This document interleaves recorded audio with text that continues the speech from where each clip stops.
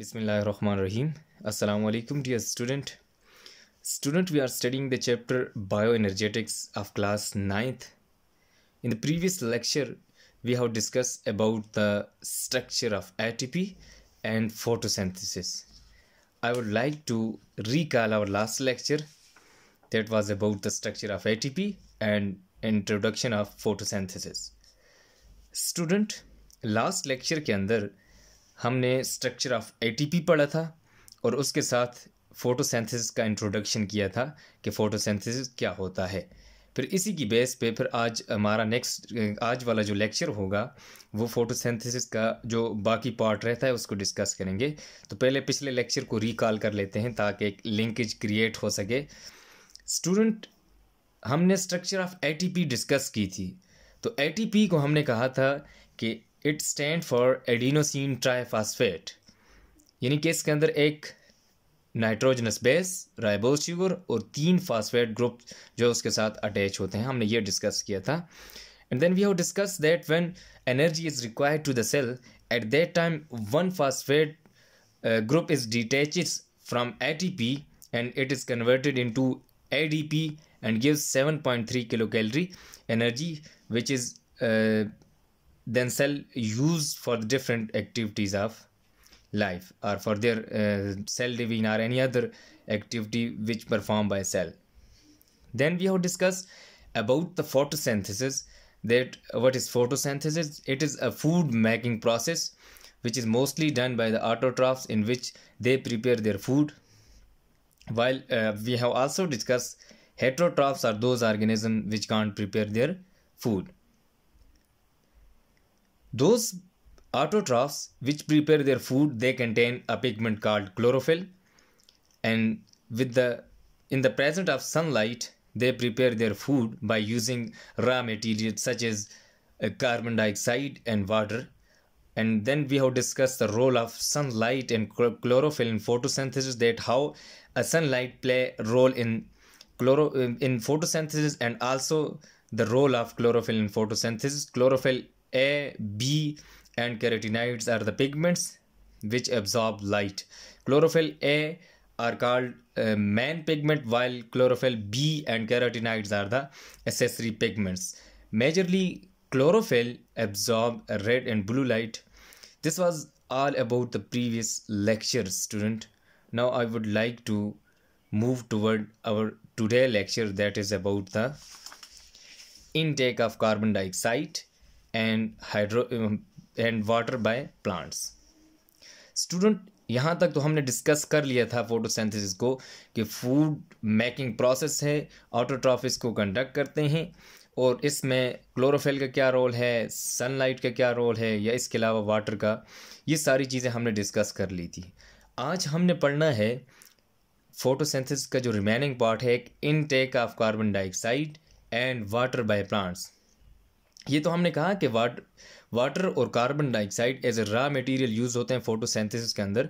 तो वो किस तरह इनटेक होते हैं एक प्लांट में, तो उसको आज डिस्कस करेंगे। फिर इसके बाद मैकेनिज्म ऑफ फोटोसिंथेसिस को डिस्कस करेंगे।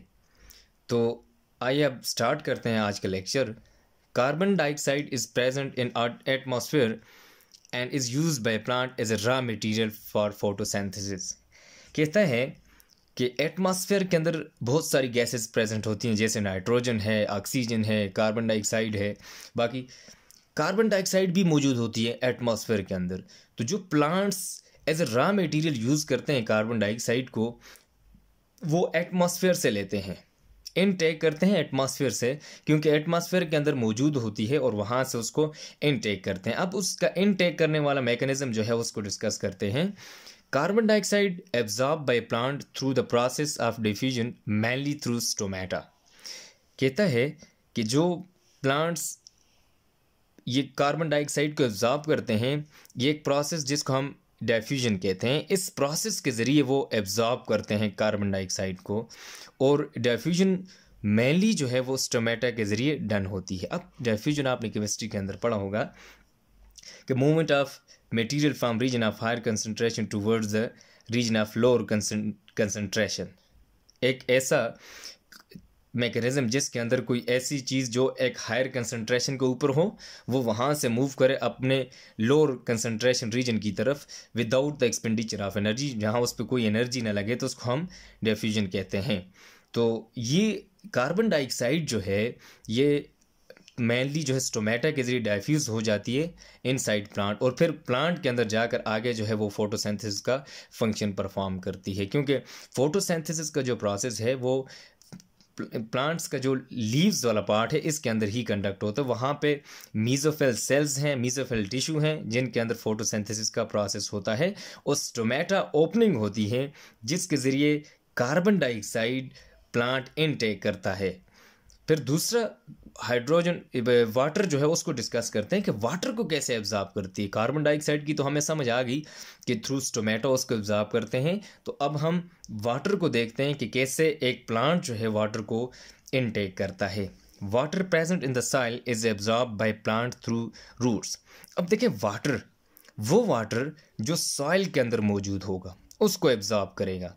अब एक प्लांट है ना, आप उसको ऊपर से पानी डालें वो कभी भी उसको एब्जॉर्ब नहीं कर सकता उस वक्त तक जब तक वो रूट्स यानी कि जो उसका राइजोस्फीयर रीजन होता है जिसके अंदर वाटर मौजूद होता है सॉइल के अंदर, तो वो वहाँ से एब्जॉर्ब करते हैं। बेशक आप ऊपर से डालते रहें वहाँ से वो नहीं ले सकता प्लांट, लेकिन जो सॉइल के अंदर मौजूद होगा वाटर उसको इनटेक करेगा through the process absorption mainly through roots, यानी कि रूट्स के ज़रिए एब्जॉर्ब, क्योंकि रूट प्लांट के पास वो आर्गन है जिसके ज़रिए वो वाटर को एब्जॉर्ब कर सकता है। अब बेशक स्टेम के ऊपर डालें, लीव्स के ऊपर डालें, फ्लावर्स के ऊपर डालें, फ्रूट्स के ऊपर, वो कभी भी एब्जॉर्ब नहीं कर सकता, बल्कि रूट वो प्लांट के पास एक ऐसा पार्ट है, एक ऐसा आर्गन है जिसके ज़रिए वो वाटर को एब्जॉर्ब कर सकता है, और जो वाटर सॉइल के अंदर मौजूद होगा वही प्लांट उसको एब्जॉर्ब कर सकेगा, और फिर एब्जॉर्ब करने के बाद किधर जाएगा, and then transported upward to stem and leaves through xylem. अब रूट्स तक आ गया, रूट्स के बाद जाइलम टिश्यू के पास पहुंच जाते हैं और जाइलम टिश्यू उसको हेल्प करते हैं, उसको मूव करवाते हैं अपवर्ड। मैंने आपको पिछले लेक्चर के अंदर बताया था कि जाइलम हमारे पास ऐसे टिश्यू होते हैं जो वाटर की कंडक्शन करते हैं, कि ये वाटर को एक प्लेस यानी कि रूट से लेकर ऊपर जितने भी एरियल पार्ट्स हैं उन तक पहुँचाना जाइलम टिश्यूज़ का काम होता है। तो ये रूट्स के बाद जाइलम के पास पहुँच जाते हैं और जाइलम फिर उसको अपवर्ड मूव करवा के लीव्स तक लेकर जाता है जहाँ पे फोटोसिंथेसिस का प्रोसेस होता है।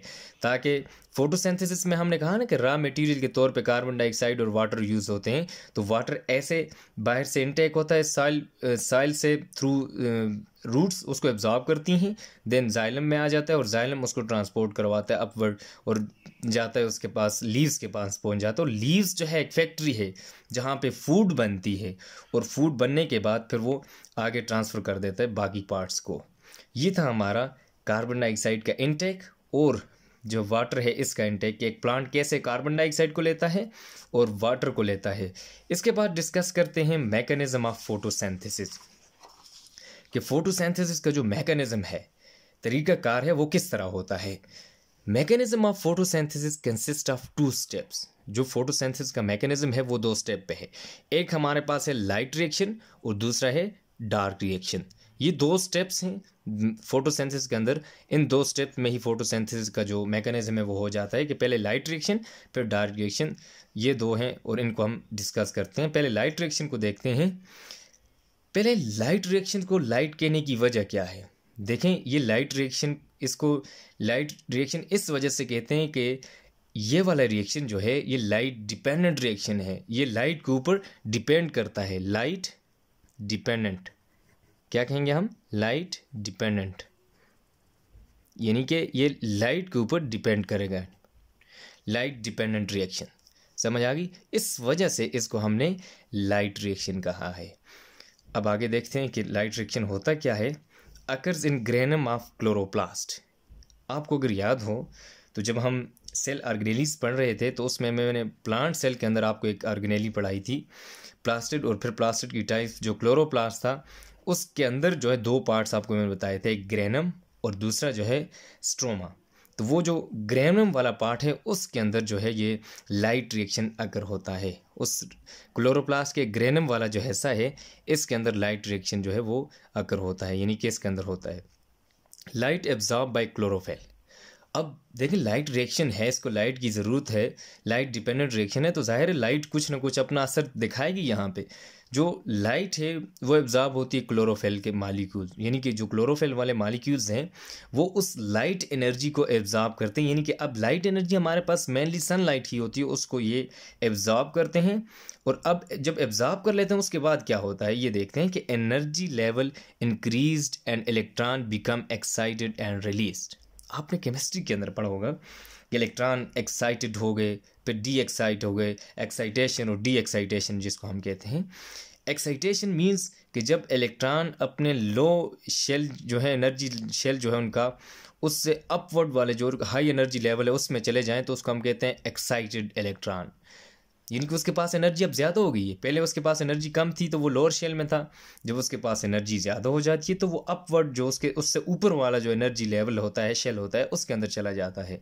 तो इसी तरह यहाँ भी सेम केस है कि जब लाइट क्लोरोफिल के ऊपर पड़ती है तो उसके अंदर जो इलेक्ट्रॉन्स होते हैं उनका एनर्जी लेवल जो है वो इंक्रीज हो जाता है, ज़्यादा हो जाता है। तो अब इस इलेक्ट्रॉन ने क्या करना है, केमिस्ट्री का ये रूल है कि कोई भी इलेक्ट्रॉन जब उसकी एनर्जी लेवल जो उसका इंक्रीज होगा तो वो एक्साइटेड स्टेट में चला जाएगा।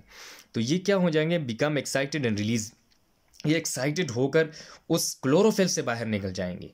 समझ आ गई कि जैसे क्लोरोफिल के अंदर जो इलेक्ट्रॉन्स लाइट एनर्जी उन्होंने कैप्चर की और उनका एनर्जी लेवल इंक्रीज हो गया और वो एक्साइटेड हो जाते हैं और क्लोरोफिल से रिलीज हो जाते हैं। Electrons are used to produce ATP from ADP and inorganic phosphate. अब ये इलेक्ट्रॉन जो यहाँ से रिलीज हुए, इनका फंक्शन क्या है, ये इलेक्ट्रॉन आगे जाकर एटीपी बनाएंगे, जो energy currency of the cell जिसको हम कहते हैं, एटीपी बनाएंगे किससे, एडीपी से और इनऑर्गेनिक फास्फेट से, इन दो को मिलाएंगे तो एटीपी बना देंगे हमारे पास। अब यही इलेक्ट्रॉन एटीपी सिंथेसिस में हेल्प करेंगे। अब जाहिर है हाई स्टेट में चले गए, उनके पास एनर्जी आ गई और वही एनर्जी जो है आगे यूटिलाइज होगी for the formation of ATP from ADP and inorganic phosphate. इन दोनों चीज़ों को वो आपस में मिलाएंगे और एटीपी बना देंगे। Light also break water molecules into hydrogen and oxygen. अच्छा, इसी दौरान लाइट एक और फंक्शन परफॉर्म करती है। अब देखें क्लोरोफिल के अंदर डेफिशिएंसी हो गई 2 इलेक्ट्रॉन्स की, वहाँ से इलेक्ट्रॉन्स जो निकले हैं पीछे उनके अंदर डेफिशिएंसी रह गई है। तो इन इलेक्ट्रॉन की जो डेफिशिएंसी, इसको पूरा करने के लिए एक हाइड्रोलिसिस वाला प्रोसेस होता है, जो लाइट इसी दौरान, इसी यानी कि करंटली जैसे ये हो रहा है, इलेक्ट्रॉन एक्साइटेड हो रहे हैं, इसी तरह लाइट वाटर मॉलिक्यूल के ऊपर पड़ती है तो हाइड्रोजन और ऑक्सीजन के अंदर जो है उसको कन्वर्ट कर देती है, वाटर को ब्रेक कर देती है। तो ये जो ऑक्सीजन है, oxygen is released while hydrogen atom is used to reduce NADP into NADPH। अच्छा, जब मैंने ऑक्सीडेशन और रिडक्शन आपको पढ़ाया था तो उसमें जब हमने रिडक्शन की बात की थी तो यानी कि रिडक्शन के अंदर हाइड्रोजन गेन होती है, किसी मालिक्यूल के साथ हाइड्रोजन का अटैच हो जाना ये शो करता है कि ये मालिक्यूल क्या हो गया है, रिड्यूस हो गया, यानी कि इसने रिडक्शन वाला प्रोसेस किया है। तो यहाँ देखें ऑक्सीजन ये जो यहाँ पे बनी है, वाटर जैसे ब्रेक हुआ है ऑक्सीजन और हाइड्रोजन के अंदर। अब ऑक्सीजन क्या करेगी, जो ये ऑक्सीजन है वो तो रिलीज हो जाएगी एटमॉस्फेयर के अंदर जो हम इनटेक करते हैं, while hydrogen atom is used to reduce NADP। ये जो NADP मॉलिक्यूल है इसको NADPH के अंदर रिड्यूस कर देगा। यहाँ पे एडिशन ऑफ हाइड्रोजन हुई तो इसको हम कहते हैं रिडक्शन। यहाँ पे NADPH की रिडक्शन हो गई और वो कन्वर्ट हो गया NADPH। ये हाइड्रोलिसिस जो हुआ इसके अंदर 2 इलेक्ट्रॉन्स और प्लस हाइड्रोजन एटम और इसके साथ ऑक्सीजन तो एस्केप हो जाती है बाहर की तरफ, हाइड्रोजन जो है वो NADPH को रिड्यूस कर देती है और इसके साथ इसके अलावा जो है जो इलेक्ट्रॉन्स जो होते हैं वो उस डेफिशिएंसी को, जो कमी क्लोरोफिल के अंदर इलेक्ट्रॉन्स की हुई उस कमी को पूरा कर देते हैं। ये है हमारे पास हाइड्रोलिसिस और ये लाइट रिएक्शन है। अब लाइट रिएक्शन के अंदर NADPH भी बनेगा और साथ ATP भी बनेगी। तो ये जो है NADPH और ATP यानी कि हमारे पास इसके प्रोडक्ट आ गए जो लाइट रिएक्शन होता है इसके। अब आगे देखते हैं ये जो लाइट रिएक्शन है हमारे पास, इसके रिएक्टेंट और प्रोडक्ट्स देखते हैं। अब देखें जब लाइट पड़ी, ये लाइट रिएक्शन है हमारे पास और ये ग्रेना है, ये समझें कि क्लोरोप्लास्ट का ये ग्रेना वाला हिस्सा है और इसके अंदर जो लाइट रिएक्शन अकर हो रहा है।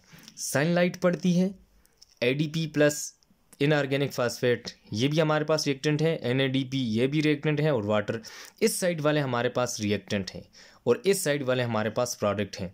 जब सनलाइट पड़ती है तो उस वक्त ये जो ADP जो है, इलेक्ट्रॉन जैसे उससे एक्साइटेड स्टेट में चले गए, वहाँ से रिलीज़ हो गए, रिलीज़ होने के बाद वो क्या करेंगे, इस ADP को ATP के अंदर कन्वर्ट कर देंगे। किस तरह? By the addition of one inorganic phosphate. इस ADP के साथ इस इनऑर्गेनिक फास्फेट को अटैच करवाएंगे और ATP मालिक्यूल बना देंगे। ये पहला हमारे पास रिएक्टेंट जो प्रोडक्ट के अंदर कन्वर्ट हुआ। दूसरा प्रोसेस क्या होता है, जब हाइड्रोलिसिस हुई तो उस वक्त हाइड्रोजन और ऑक्सीजन जो रिलीज़ हुए, अब हाइड्रोजन क्या करेगी, इस NADP को NADPH के अंदर कन्वर्ट कर देगी। अब ये जो NADPH है ये किस लिए होता है, देखें ये स्टैंड होता है nicotine amide adenine dinucleotide phosphate. Nicotine amide adenine nucleotide phosphate, ये जो NADPH होता है ये, यानी कि NADPH के अंदर कन्वर्ट हो जाता है, और फिर जो वाटर है ये आगे उसके अंदर कन्वर्ट ऑक्सीजन, और जो हाइड्रोजन इधर आ जाती है और ऑक्सीजन स्केप हो जाती है लाइट रिएक्शन। ये जो हमारे पास reactant and products of light reaction. यहाँ तक आपको क्लियर हो चुका होगा कि लाइट रिएक्शन क्या होता है और किस तरह अकर होता है। इसके बाद है डार्क रिएक्शन। अब ये जो हमारे पास प्रोडक्ट बने हैं ये डार्क रिएक्शन में जाएंगे और वहाँ पे जाकर कार्बन डाइऑक्साइड की फिक्सेशन करेंगे। This reaction was discovered by Melvin Calvin. एक साइंटिस्ट था जिसका नाम मेल्विन कैल्विन था, उसने रिएक्शन को, डार्क रिएक्शन को डिस्कवर किया था, which is also called Calvin cycle. क्योंकि इस साइंटिस्ट ने डिस्कवर किया तो इसको कैल्विन साइकिल भी कहा जाता है। अकर इन स्ट्रोमा ऑफ क्लोरोप्लास्ट। देखें मैंने पहले आपको बताया कि जो क्लोरोप्लास्ट के दो पार्ट, एक ग्रेना और दूसरा स्ट्रोमा। ग्रेना के अंदर तो लाइट रिएक्शन होता है और जो स्ट्रोमा होता है इसके अंदर डार्क रिएक्शन होता है। अब ये डार्क रिएक्शन इसको इस वजह से कहते हैं कि ये लाइट इंडिपेंडेंट रिएक्शन है, यानी कि ये लाइट के ऊपर डिपेंड नहीं करता। लाइट हो या ना हो, ये डार्क रिएक्शन कंटिन्यूसली होता रहता है। इसे लाइट की होने या न होने से कोई फ़र्क इस पे ऊपर नहीं पड़ता, बल्कि इसकी एक्टिविटी जारी रहती है, और ये स्ट्रोमा ऑफ क्लोरोप्लास्ट के अंदर होता है। This reaction do not require sunlight. इसको सनलाइट की ज़रूरत नहीं होती। During this reaction carbon dioxide molecules are reduce to make carbohydrate. अच्छा, अब देखिए यहाँ पे जिस तरह प्रोडक्ट बने हैं इसके अंदर भी यहाँ पे एक एडिशन आ जाएगी कार्बन डाइऑक्साइड। यहाँ पे वाटर की हाइड्रोलिसिस हुई, वाटर यूज़ हो गया। डार्क रिएक्शन के अंदर कार्बन डाइऑक्साइड यूज़ होती है, तो यहाँ पे जो कार्बन डाइऑक्साइड के मॉलिक्यूल्स होंगे वो रिड्यूस हो जाएंगे क्या चीज़ बनाने में, कार्बोहाइड्रेट। तो फोटोसिंथेसिस का जो फंक्शन था वो है फूड बनाना। तो ये जो कार्बोहाइड्रेट है ये हमारे पास फूड है, C6H12O6, यानी कि एक ग्लूकोज मालिक्यूल बना देंगे ना, तो ये ग्लूकोज इस तरह कार्बोहाइड्रेट सिस्टम है। जब कार्बन डाइऑक्साइड फिक्स होगी, रिड्यूस मीन कि इसके साथ हाइड्रोजन ऐड हो जाएगी। मैंने रिडक्शन जब आपको पढ़ाया था तो उसको जब हम डिफाइन कर दें कि किसी मालिक्यूल के साथ जब हाइड्रोजन आकर अटैच होती है तो वो उसको रिड्यूस कर देती है। तो यहाँ पे ये जो कार्बन डाइऑक्साइड है ये रिड्यूस होकर कार्बोहाइड्रेट बना देगी। फॉर एग्जांपल जैसे ग्लूकोज है हमारे पास उसमें, तो ये जो यहाँ पे NADPH है यही हाइड्रोजन इसको रिड्यूस करवाएगी कार्बन डाइऑक्साइड को, किसके अंदर, कार्बोहाइड्रेट के अंदर। यहाँ पे देखें, for reduction of carbon dioxide ATP provides energy while NADPH provides hydrogen. कहते हैं जब रिडक्शन होगी यानी कि कार्बन डाइऑक्साइड रिड्यूस होगा तो उस वक्त क्या होगा कि ATP एनर्जी प्रोवाइड करेगा। यानी कि देखें यहाँ पे लाइट रिएक्शन के अंदर ये जो बने हैं, अब यही आगे ये जो ATP है ये एनर्जी देगा और जो NADPH है ये हाइड्रोजन देगा। अब ये दोनों जो है उसको रिड्यूस करने में हेल्प करते हैं, यानी कि एक energy by providing energy and second one provides hydrogen to the carbon dioxide and make carbohydrates. यहाँ पे देखें ये रिएक्टेंट्स हैं हमारे पास, ATP, NADPH और कार्बन डाइऑक्साइड जो स्टोमेटा के जरिए एंटर हुई है। पहले रिएक्शन के अंदर तो ये यूज़ नहीं होती, वहाँ पे जो है वो वाटर यूज़ होता है, यहाँ पे जो है कार्बन डाइऑक्साइड यूज़ होती है। तो अब देखें ये डार्क रिएक्शन है जो स्ट्रोमा के अंदर, स्ट्रोमा ऑफ क्लोरोप्लास्ट, यानी कि ये स्ट्रोमा है, इसको ये कंसिडर करें। ATP कन्वर्ट हो जाएगी क्योंकि इसने तो एनर्जी देनी है, एक इनऑर्गेनिक फास्फेट इसमें से निकलेगा तो ADP के अंदर कन्वर्ट हो जाएगी प्लस इनऑर्गेनिक फास्फेट। ये इसके प्रोडक्ट्स हैं।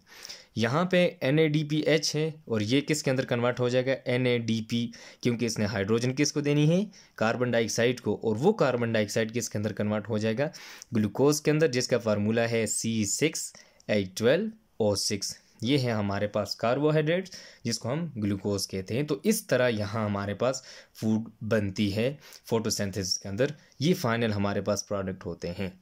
अब यहाँ पे नीचे जो मैंने डायग्राम बनाई हुई समरी ऑफ फोटोसिंथेसिस के, एक फोटोसिंथेसिस की समरी जिसके अंदर सारा फोटोसिंथेसिस जो है वो आपको समराइज करके दिखाया हुआ है। ये हमारे पास क्लोरोप्लास्ट है। देखें, ये हमारे पास क्या है, क्लोरोप्लास्ट। क्लोरोप्लास्ट के ही अंदर जो है एक हिस्सा होता है ग्रेनम, दूसरा जो है स्ट्रोमा। तो अब ये जो है ये वाला हिस्सा, ये इसको हम कहते हैं ग्रेनम, और इसके अंदर होता है लाइट रिएक्शन। और इधर ये जो इसका लिक्विड पोर्शन है, ये इसके अलावा ये वाला ये स्ट्रोमा है, और इसके अंदर ये डार्क रिएक्शन होता है। तो अब देखते हैं कि किस तरह एक फोटोसिंथेसिस क्लोरोप्लास्ट के अंदर होता है। देखें, सनलाइट जैसे पड़ती है, यहाँ से वाटर एंटर होता है, ये वाटर, और साथ सनलाइट इधर आती है, तो इसके रिजल्ट में दो चीज़ें बनती, तीन चीज़ें बल्कि बनती। एक तो NADPH, ये इससे यहाँ से NADPH बन गई, साथ ATP बन गई, और ऑक्सीजन रिलीज हो गई। लाइट रिएक्शन के रिजल्ट में जब सनलाइट पड़ती है तो यहाँ से हाइड्रोजन वाटर जो है वो यहाँ से NADPH इसके अंदर, ATP और साथ ऑक्सीजन के अंदर कन्वर्ट होकर ऑक्सीजन यहाँ से स्केप हो जाती है। ATP और NADPH आगे डार्क रिएक्शन के लिए यूज़ होगी, वहाँ पे फिक्सेशन ऑफ कार्बन डाइऑक्साइड के लिए। अब देखें, यहाँ से जब लाइट रिएक्शन के ये दो जो प्रोडक्ट हैं, एक तो ये स्केप हो गई, ऑक्सीजन बाहर चली जाएगी, NADPH और ATP जो है ये आगे इस डार्क रिएक्शन के अंदर यूज़ होंगे। यहाँ पे जो प्रोडक्ट इसके रिएक्टेंट हैं कार्बन डाइऑक्साइड के, कार्बन डाइऑक्साइड आएगी, यहाँ से इधर से ATP NADPH ये इधर से जाएंगे, और साथ इसकी कार्बन डाइऑक्साइड मिलेगी, तो ये जाकर आगे कार्बन डाइऑक्साइड प्लस ये हाइड्रोजन मिलेगी, तो ये ग्लूकोज यहाँ से बाहर निकल जाएगा, और दोबारा कार्बन डाइऑक्साइड ऐसे ही होकर फिर इधर पहुँचेगी। इसके साथ जो है ये बाकी मालिक्यूल्स जो हैं वो अटैच होंगे, और दोबारा ये साइकिल चलता रहता है इसी तरह। यहाँ से कार्बन, ये जो ग्लूकोज का मालिक्यूल है, ये एक मालिक्यूल यहाँ से स्केप होता चला जाएगा, इसी तरह ये साइकिल चलता रहता है। और जब NADPH यहाँ से इसने हाइड्रोजन दी, और फिर दोबारा ये NADP इस लाइट रिएक्शन की तरफ चला जाएगा, और ये जो ATP है इसने एक इनऑर्गेनिक फॉस्फेट दिया, तो फिर दोबारा ADP इसकी तरफ चला जाएगा, और रिज़ल्ट में हमारे पास एक ये कार्बोहाइड्रेट और दूसरी जो है ये ऑक्सीजन, ये दो चीज़ें बनती हैं, एक फूड और दूसरी जो है ऑक्सीजन। ये हमने डिस्कस किया है स्टूडेंट के फोटोसिंथेसिस के अंदर फूड बनती है, फूड ये बन गई डार्क रिएक्शन में, ये कार्बोहाइड्रेट जो बना है, और इधर लाइट रिएक्शन के अंदर एज ए बाय प्रोडक्ट जो हम ऑक्सीजन कहते हैं कि एज ए बाय प्रोडक्ट बनती है, क्योंकि रिक्वायर्ड हमें क्या चीज़ होती है, फूड, और साथ इसके ऑक्सीजन बन जाती है। तो ये है हमारे पास समरी ऑफ फोटोसिंथेसिस। स्टूडेंट, आज हमने फोटोसिंथेसिस और intake of carbon dioxide discuss किया। Now I would like to sum up our lecture. Student, today we have discussed the intake of carbon dioxide and water through the plants. Carbon dioxide enters into the plants through stomata and water through roots. Then water moves upward part through the xylem tissues and then finally reaches to the leaves where they combine with carbon dioxide and form glucose and oxygen. And after this we have discussed the mechanism of photosynthesis. That mechanism of photosynthesis consists of two reactions. One is light reaction, which is light dependent reaction, occurs in granum of chloroplast and gives ATP, NADPH and oxygen. These three are the product of light reaction. And then it is light dependent reaction. And then we have discussed the dark reaction, that which is occur in the stroma of chloroplast. Here the carbon dioxide is used as a reactant and it is fixed and form glucose. NADPH and ATP are reactant and converted into NADP and ADP, which is again used by the light reaction for producing NADPH and ATP. And here finally the carbon dioxide react with hydrogen and form glucose, which is the food, and then this food is transferred to the storing part of the plant, which is used by the animals and other organisms for their survival. Student, this was all about the today lecture. If you have any query or problem, you may ask. आपकी जो home assignment है student, आपने photosynthesis के ये जो light reaction और dark reaction मैंने पढ़ाए हैं, इनके मेन पॉइंट्स और साथ इनकी डायग्राम्स आपने बनानी है। ये दो काम आपने करने हैं, एक लाइट रिएक्शन और दूसरा जो है डार्क रिएक्शन। इनके मेन पॉइंट्स और साथ इनकी डायग्राम्स बनानी है। This was all about the today lecture. Thanks, अल्लाह हाफिज़।